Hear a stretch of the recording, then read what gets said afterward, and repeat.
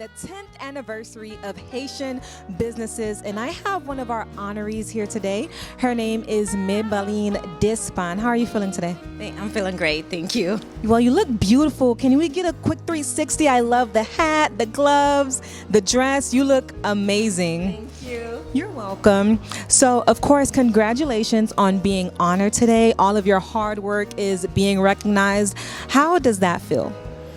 It feels great, to be honest. When I got the email from Sandra, I did not expect it, but I am thankful to be here among such amazing women, people, and I'm just grateful to actually be part of the honorees.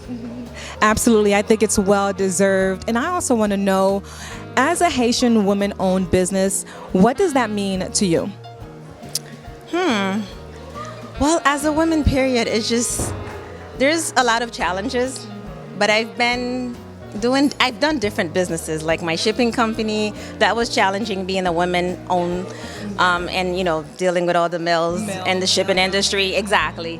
Even as a photographer, I realized that a lot of Haitians, especially the ones in Haiti, they always question me about how did I make it as a female photographer. Although here it's very popular, but I do believe that being a photographer and having my studio, I do have an upper hand where I understand a lot of women.